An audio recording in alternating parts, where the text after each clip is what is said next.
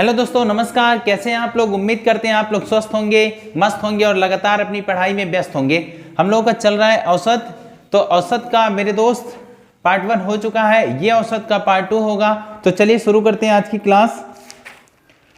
और जो लोग पार्ट 1 नहीं देखे हैं उसको देख करके आइएगा, फिर उसके बाद ये क्लास देखेंगे, आपको बहुत बेहतरीन समझ में आने वाला है। तो चलिए शुरू करते हैं आज की क्लास। आज का पहला सवाल होगा मेरे दोस्त, एक कक्षा के 31 छात्रों का औसत भार, एक कक्षा के 31 छात्रों का औसत भार एक कक्षा के 31 छात्रों का औसत भार 30 किलोग्राम है। 30 किलोग्राम है। कितना है मेरे दोस्त? 30 किलोग्राम है। यदि अध्यापक का भार भी शामिल कर लिया जाए, यदि अध्यापक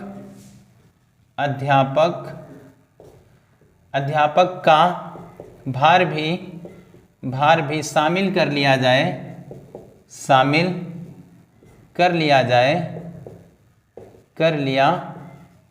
जाए, यदि अध्यापक का भार भी शामिल कर लिया जाए तो औसत भार 500 ग्राम की वृद्धि हो जाती है। तो औसत भार 500 ग्राम की वृद्धि हो जाती है।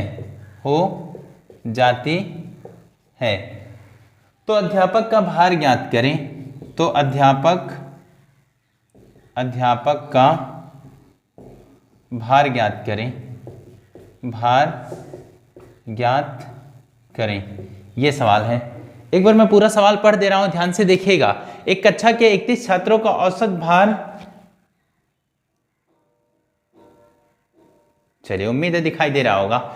एक कक्षा के 31 छात्रों का औसत भार 30 किलोग्राम है। यदि अध्यापक का भार भी शामिल कर लिया जाए तो औसत भार 500 ग्राम की वृद्धि हो जाती है। तो अध्यापक का भार ज्ञात करें। ध्यान से देखिएगा मेरे दोस्त, एक चीज नोटिस करिए आप कि औसत हमेशा मेरे दोस्त योग बताता है। मान लीजिए 3 संख्याओं का औसत कितना है? 3 संख्याओं का औसत 10 है, तो योग कितना हो जाएगा? 3 गुणे 10, 10 तियां 30 हो जाएगा। इस बात को हमेशा आपको याद रखना है। तो चलिए ध्यान से देखिएगा। एक कक्षा है, उसमें कितने छात्र बैठे हुए हैं? टोटल छात्रों की संख्या कितनी है मेरे दोस्त? 31 है। तो 31 छात्रों का औसत भार कितना है? 31 छात्रों का, इसको ऐसे लिखिए 31 छात्रों का औसत भार कितना है मेरे दोस्त? 30 किलोग्राम है। तो योग कितना हो जाएगा? 31 गुणे 30, 31 तियां 93, 930 kg। ये फिर उसके बाद बोल रहा है कि यदि अध्यापक का भार शामिल कर लिया जाए, तो 31 तो छात्र थे, एक अध्यापक और हो गए, तो टोटल कितने लोग अब हो गए? अब हो गए 32। इनका औसत भार 500 ग्राम बढ़ गया। पहले 30 किलोग्राम था, अब कितना हो गया? 500 बढ़ा। तो 500 को मेरे दोस्त किलोग्राम में बदलेंगे तो 1000 से भाग देंगे, 0 से 0 कटेगा, हो जाएगा 0.5। अब 30 में 0.5 जोड़ देंगे तो हो जाएगा 30.5। अब इसका गुणा कर लीजिए। 30.5 का गुणा किससे? 32 से। पॉइंट हटा, बटे कितना आया? 10। ये कटा 16 बार में, ये कटा 5, 5 से कटा, 5 छक 30, 5 एक कम 5। अब गुणा करिए, 16 कम 16 को 6, हासिल कितना है? 1। 16 छक्का 96, 96 कितना हो जाएगा मेरे दोस्त? 97। तो 976 kg आ गया। अब एक चीज देखिए, 31 से 32 होने में कौन बढ़े हैं? टीचर बढ़े हैं ना। तो एक अध्यापक जो बढ़े हैं उन्हीं का भार यहां से आएगा। जो अध्यापक है उन्हीं का भार आएगा।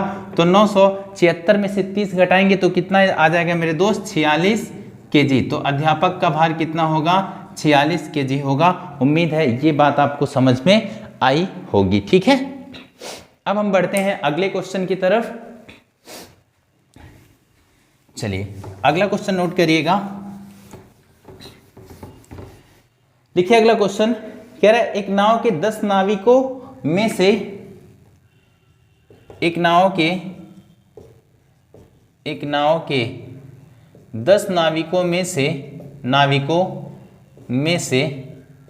एक नाव के 10 नाविकों में से 56 किलोग्राम भार वाले व्यक्ति के स्थान पर 56 किलोग्राम केजी भार वाले भार वाले व्यक्ति के स्थान पर, भार वाले व्यक्ति के स्थान पर, व्यक्ति के स्थान पर एक नया व्यक्ति आने से औसत भार में, एक नए व्यक्ति के आने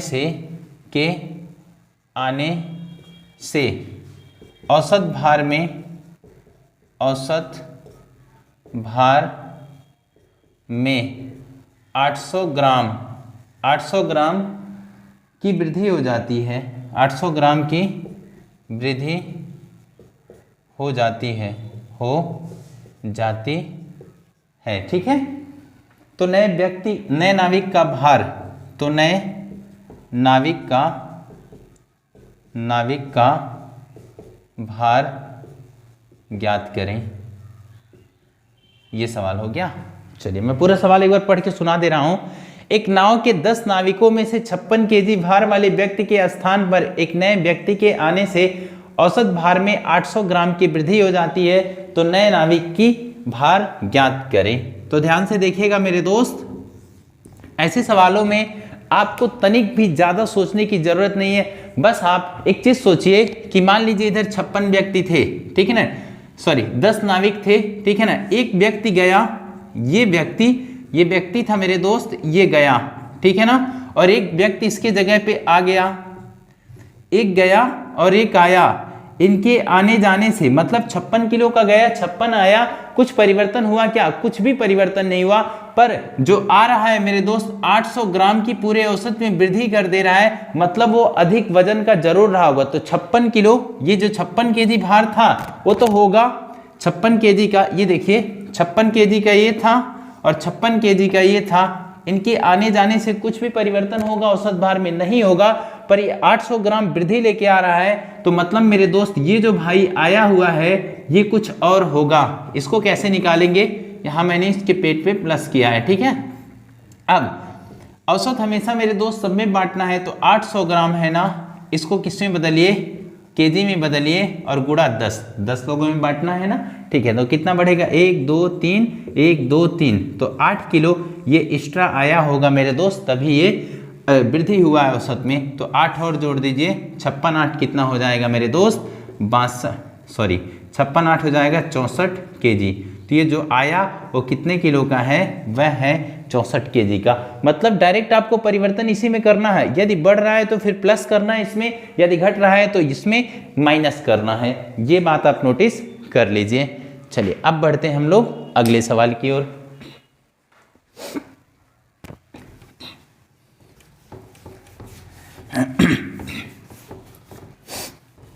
अगला सवाल देखिएगा क्या है। 11 परिणामों का औसत 50 है। क्या है? 11 परिणामों का औसत 50 है। कितना है? 50 है, ठीक है ना। 11 परिणामों का औसत 50 है। यदि प्रथम 6 परिणामों का औसत, यदि प्रथम 6 परिणामों का औसत यदि प्रथम 6 परिणामों का औसत 49 है, कितना है? 49 है। 6 परिणामों का औसत 49 है तथा अंतिम 6 परिणामों का औसत, छह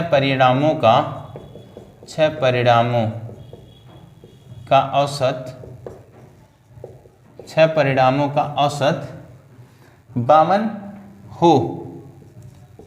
हो तो छठा परिणाम ज्ञात करें। छठा परिणाम ज्ञात करें, ये पूरा सवाल है। तो चलिए ध्यान से देखिएगा। 11 परिणामों का औसत कितना है मेरे दोस्त? 50 है। यदि प्रथम 6 परिणामों का औसत 49 है तथा अंतिम 6 परिणामों का औसत कितना है? 52 है। टोटल कितने लोग? ध्यान से समझिएगा, बात समझिएगा। 1 2 3 4 5 6 7 8 9 10 11, ऐसे कितने परिणाम थे? 11। इनका सबका औसत था, ठीक है ना। प्रथम 6 कौन सा आएगा? इसमें आएगा।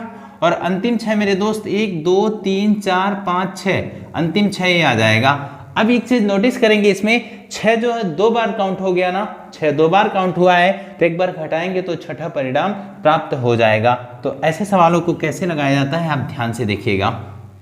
हाँ जी, 11 परिणामों का औसत कितना है? 50 है, तो योग निकाल लीजिए। 11 गुणे 50, तो योग कितना आ जाएगा? 550 आ जाएगा। उम्मीद है ये बात समझ आएगी। प्रथम 6 परिणामों का औसत कितना है मेरे दोस्त? 49 है, तो 6 गुणे 49 कर लीजिए। देखिए 9 6 54 को 4 पीछे कितना आ गया? 5, 6 चौक 24, 24 5 कितना हो जाएगा? 29, ठीक है ना। देखिए 6 9 54 को 4 पीछे 5, 6 चौक 24 5 कितना हो गया? 29। फिर अंतिम 6 परिणामों का औसत कितना हो गया? 52। कितना है? 52। लास्ट 6 परिणामों का औसत 52 है, तो 6 गुणे 52 करिए। 6 दूनी 12 को 2 हासिल, 1 6 25 30 1 31। अब एक चीज नोटिस करिए आप, यहाँ 6 6 कितना हो गया? 12 हो गया, और यहाँ 12 संख्याओं का औसत कितना हो गया? 6 9 1 10 3 2 5 1 6। 12 संख्याओं का औसत कितना मेरे दोस्त? 606, और 11 संख्याओं का औसत कितना है? 550। आना तो 11 चाहिए, पर एक एक्स्ट्रा काउंट हो गया 6, तो हमें छठा परिणाम के लिए क्या करना होगा? छठा परिणाम के लिए क्या करना होगा मेरे दोस्त? 606 में से 550 घटा देना है। 606 में से घटाना है 550, ठीक है ना। घटाइए, यहाँ 6 आया, 10 में से 5 जा कितना हुआ? 5, तो छठा परिणाम कितना रहा? 56 रहा। उम्मीद है ये बात भी आपको समझ में आई होगी। चलिए अब हम बढ़ते हैं अगले सवाल की तरफ।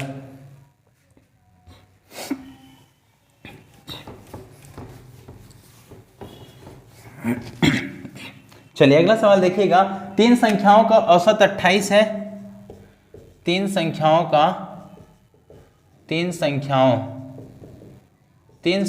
का औसत 28 है। कितना है? 28 है। 3 संख्याओं का औसत 28 है। यदि पहली संख्या दूसरी संख्या की आधी, यदि पहली संख्या दूसरी संख्या की आधी, पहली संख्या दूसरी संख्या की आधी, यदि पहली संख्या दूसरी संख्या की आधी तथा तीसरी संख्या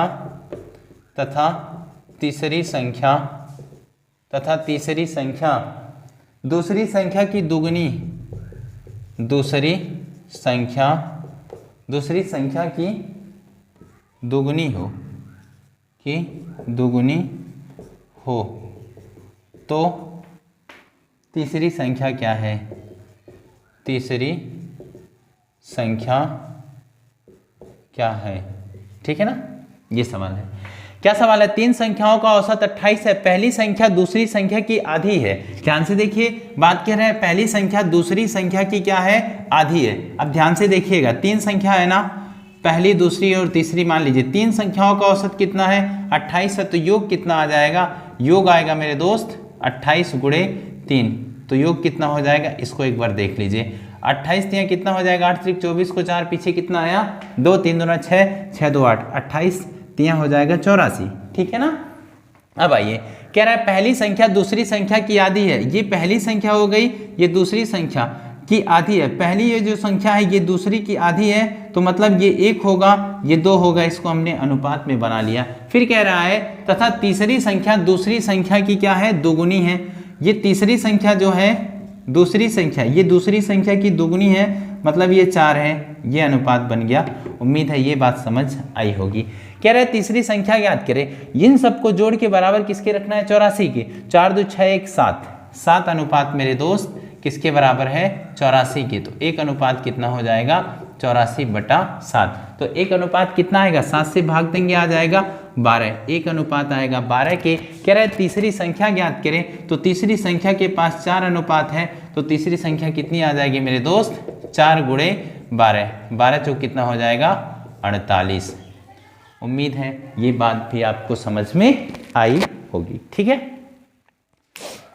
अब हम बढ़ते हैं अगले सवाल की ओर। चलिए अगला सवाल अब लिखिएगा।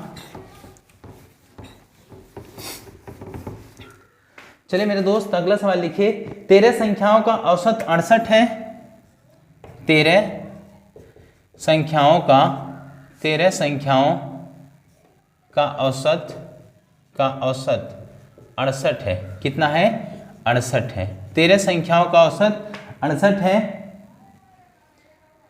इसमें से प्रथम 7 संख्याओं का औसत 63 है। इसमें से प्रथम 7 संख्याओं का 7 संख्याओं इसमें से प्रथम 7 संख्याओं का औसत 63 है। इसमें से प्रथम 7 संख्याओं का औसत कितना है मेरे दोस्त? 63 है। ठीक है ना? जबकि अंतिम 7 संख्याओं का औसत 70 है। जबकि अंतिम 7 संख्याओं का औसत 70 है। 70 है। क्या पूछा है? तो 7वीं संख्या क्या है? तो 7वीं संख्या क्या है, ये सवाल है। ठीक है, चलिए पूरा सवाल देख लीजिए एक बार। कह रहा है 13 संख्याओं का औसत 68 है। इसमें से प्रथम 7 संख्याओं का औसत 63 है। जबकि अंतिम 7 संख्याओं का औसत 70 है। तो 7वीं संख्या क्या है? ध्यान से देखिएगा मेरे दोस्त, ध्यान से पूरा सवाल देखना है आपको। 13 संख्याओं का औसत कितना है? 68 है। तो 13 संख्या का औसत कितना हो गया? 68। औसत मेरे दोस्त योग बताता है, तो 68 गुणे 13 कर लीजिए, योग आ जाएगा। करिए, 13 बट्टे कितना हो गया? 104 हासिल 10, 13 छक 78, 10 कितना हो गया? 88 हो गया। ये आ गया 13 संख्याओं का योग। इसमें से प्रथम 7 संख्याओं का औसत कितना है? 63। 7 संख्या का औसत कितना है? 63 है। कितना है मेरे दोस्त? 63 है। तो योग निकालिए, 7 गुणे 63, 7 21 को 1 पीछे कितना? 2, 7 6 42, 42 2 कितना हो जाएगा? 44। तो 441 हो गया। फिर उसके बाद बोल रहा है जबकि अंतिम 7 संख्याओं का औसत 70 है। अंतिम 7 संख्या का औसत कितना है? 70 है। तो 7 गुणे 70 करेंगे तो कितना आ जाएगा? 49, सस्ते 49, 490। अब एक चीज नोटिस करिए, इन दोनों को जोड़ेंगे तो 14 संख्या आ जाएगी, और इधर जोड़ेंगे 14 संख्या का योग कितना हो जाएगा? 931। और 13 संख्या का योग कितना है मेरे दोस्त? 13 संख्या का योग है 884, और 14 संख्या का योग कितना हो गया? 983। तो 14वीं जो संख्या है, 14 संख्या है, तो 7वीं संख्या मेरे दोस्त 2 बार जुड़ा होगा। इसको आप 13 तक लिख के फिर बीच में फाइंड आउट कर सकते हैं। तो हमें 7वीं संख्या के लिए क्या करना होगा? 7वीं संख्या के लिए हमें क्या करना होगा मेरे दोस्त? 931 में से 884 घटाना होगा। 14 संख्या में से 13 घटा देंगे, बीच में जो डिफॉल्ट हुआ है वही तो निकालना है ना। तो 931 माइनस 884, 11 में से 4 जाए कितना हो गया? 7 हो गया ना। ठीक है, यहाँ देखिए 12 में से 8 जाए कितना हो गया? 4। तो 7वीं संख्या कितनी है? 47 है। कितना है मेरे दोस्त? 47 7वीं संख्या है। उम्मीद है ये बात भी समझ में आई होगी। अब बढ़ते हैं हम लोग आगे। चलिए अगला सवाल लिखिएगा आप।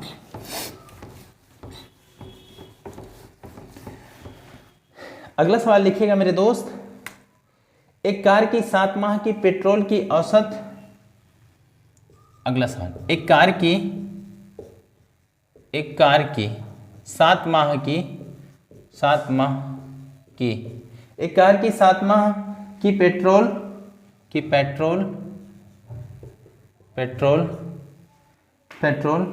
की औसत मासिक खपत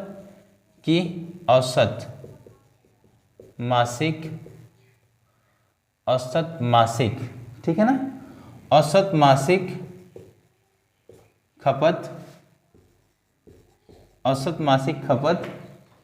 110 लीटर है। कितना है? 110 लीटर है। कितना है? 110 लीटर है। ठीक है। यदि अगले 5 माह की औसत मासिक खपत, यदि अगले 5 माह की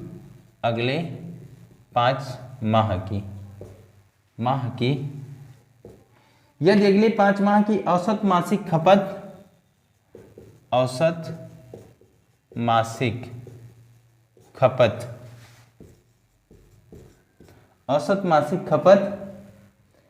86 लीटर हो, 86 लीटर हो। फिर आगे क्वेश्चन क्या है? तो इस कार की पूरे वर्ष की औसत मासिक खपत कितनी है? तो इस कार की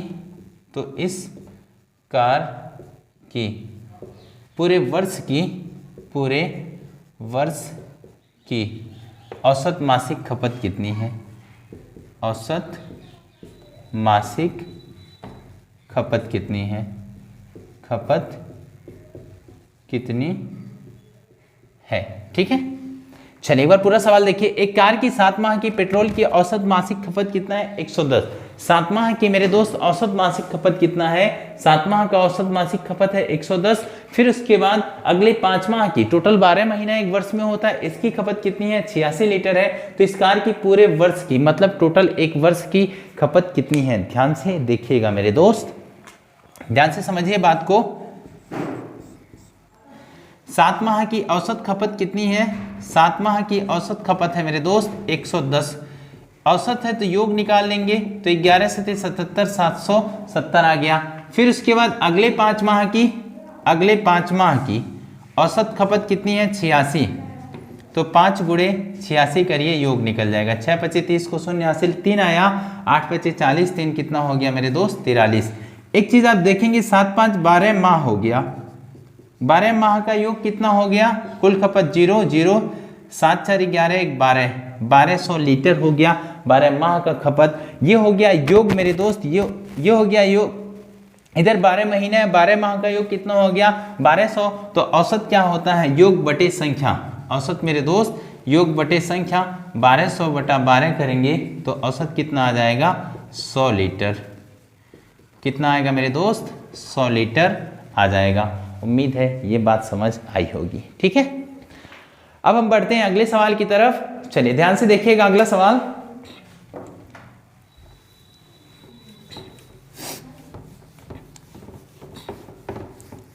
चलिए अब अगला सवाल देखिए।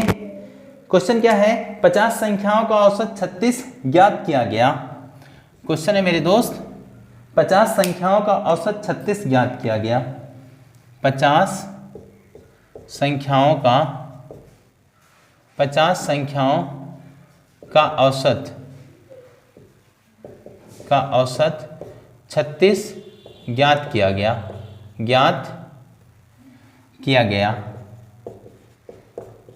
50 संख्याओं का औसत 36 ज्ञात किया गया। ठीक है, बाद में पता चला कि एक संख्या 48 के स्थान पर, बाद में पता चला एक संख्या 48 के स्थान पर 48 के स्थान पर एक संख्या 48 के स्थान पर 23 ले ली गई। 23 ले ली गई तो शुद्ध औसत क्या है? औसत क्या है? ये सवाल है। 50 संख्याओं का औसत कितना है मेरे दोस्त? 36 है। बाद में पता चला कि एक संख्या 48 के स्थान पर, ये 48 था, इसके स्थान पर कितना लिख दिया गया मेरे दोस्त? 23 लिख दिया गया है। तो शुद्ध औसत इसका क्या होगा? ध्यान से देखिए मेरे दोस्त। ऐसे सवाल को कैसे आप निपटाएंगे देखिएगा ध्यान से। 50 संख्या का औसत कितना है? टोटल 50 संख्या है ना, और इनका औसत कितना है? औसत है 36। ठीक है ना, ये है इसका औसत। 50 संख्या का औसत कितना है मेरे दोस्त? 36 है। ठीक है, आगे देखिए क्या है। बाद में पता चला 48 के स्थान पर 23 लिख दिया गया। लिखना चाहिए था 48, लेकिन लिख दिया 23। ये सही उत्तर था और ये गलत था। पर यहाँ त्रुटि कितने का हुआ जरा देखिए। 48 में से 23 घटाइए, 48 माइनस 23 आराम से आप निकाल लीजिए। यहाँ 5 आया, यहाँ 2, 25 आया। कितना है मेरे दोस्त? यहाँ त्रुटि हुई 25 की। इन त्रुटि को टोटल में बांटना है। टोटल कितनी संख्या है? 50। टोटल 50 में बांटना है तो 25 से भाग दीजिए, किसमें? 50 में। हाँ, 25 में भाग दीजिए मेरे दोस्त। 25 में आपको भाग देना है किससे? 50 से। टोटल में बांटना है तो भाग देंगे, 0.5 आएगा। कितना आएगा? 0.5।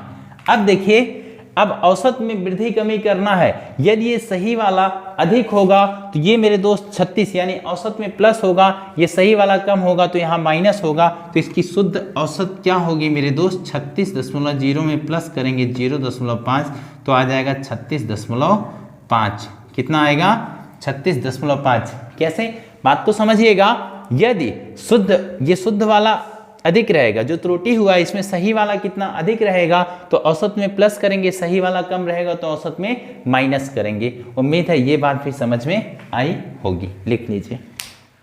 चलिए अब बढ़ते हैं मेरे दोस्त अगले सवाल की तरफ, और बहुत ही शानदार सवाल है।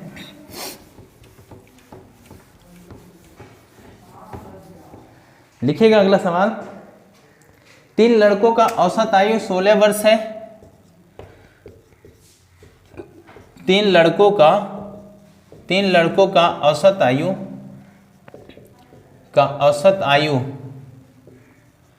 16 वर्ष है। 16 वर्ष है। 3 लड़कों का औसत आयु 16 वर्ष है। यदि उनकी आयु का अनुपात यदि उनकी आयु का अनुपात यदि उनकी आयु का अनुपात 4:5:7 4:5:7 हो तो सबसे छोटे लड़के की आयु कितनी है? हो तो सबसे छोटे लड़के की आयु क्या है? ठीक है ना, ये याद करना है। चलिए ध्यान से देखिएगा, एक बार मैं पूरा सवाल पढ़ दे रहा हूं मेरे दोस्त। 3 लड़कों का औसत आयु 16 वर्ष है। यदि उनकी आयु का अनुपात 4:5:7 हो तो सबसे छोटे लड़के की आयु क्या है? चलिए ध्यान से देखिएगा। ऐसे सवालों में आपको क्या करना है मेरे दोस्त, सबसे पहली बात आप हमेशा इसमें ध्यान रखिएगा, औसत हमेशा योग बताता है और बंटवारा हमेशा योग का होता है, औसत का बंटवारा कभी भी नहीं होता है। ठीक है ना। तो 3 लड़के हैं, कितने लड़के हैं? 3 लड़के हैं। 3 लड़के का औसत आयु कितना है? 16 वर्ष। तो आयु का योग कितना हो जाएगा? 3 × 16, 16 तिया 48 वर्ष। यही 48 वर्ष बटेगा। ठीक है। 3 लड़के हैं ना, ये फर्स्ट हो गया और ये सेकंड हो गया और ये कौन सा हो गया? थर्ड हो गया। First second third. 4:5:7। इन दोनों को जोड़ के बराबर किसके रखेंगे? 48 के। 7 5 12 4 कितना हो गया? 16।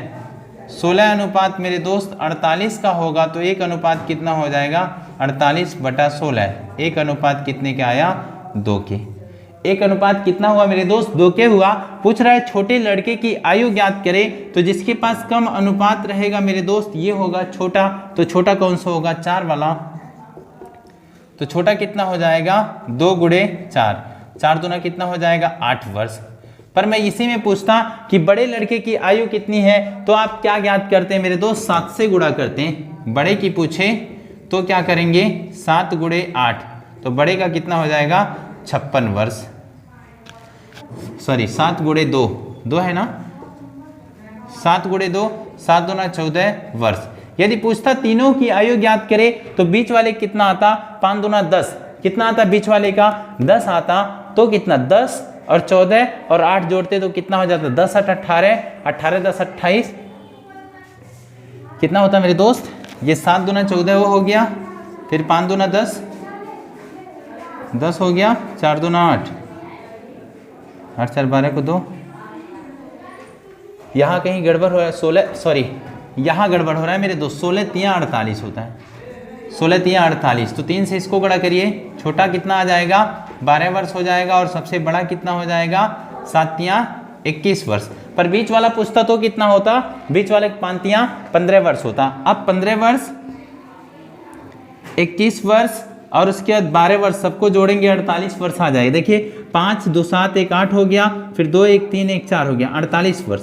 इनका औसत निकाल लीजिए। औसत भी कितना आ जाएगा? 16। 3 से भाग दीजिए तो कितना हो जाएगा? 16। यानी औसत भी आराम से आ सकता है। इस प्रकार इसको बहुत ही आसानी से आप हल कर सकते हैं। बस एक बात आप ध्यान रखिएगा मेरे दोस्त, बंटवारा हमेशा किसका होता है? बंटवारा हमेशा योग का होता है। आप औसत का बंटवारा न करिए। ऐसा मेरे साथ हुआ था हमारे एग्जाम में मेरे दोस्त। ये दिया था 3 लड़कों का औसत, हमने योग नहीं निकाल के डायरेक्ट औसत में बांट दिया था और ऑप्शन में आपको मिल जाएगा गलत ऑप्शन। तो आप गलत ऑप्शन पे आपका पहले ही नजर जाता है, तो गलत ऑप्शन नहीं चूज करना है मेरे दोस्त। चलिए उम्मीद है आप लोगों को बहुत अच्छी लगी होगी ये क्लास। उम्मीद है आज का क्लास आपको बहुत अच्छा लगा होगा। आप ईमानदारी से मेहनत से पढ़ते रहिए। कोई भी डाउट कहीं पे भी होगा तो हमें कमेंट करके ज़रूर बताइएगा। मिलते हैं अगले वीडियो में, इसका एक पार्ट और आएगा जिसमें और भी अच्छे अच्छे औसत के सवाल इंक्लूड रहेंगे। तो सारा मेरे दोस्त औसत के जितने भी टाइप के क्वेश्चन बन सकते हैं सारा हम लोग इसमें कवर कर लेंगे। धन्यवाद।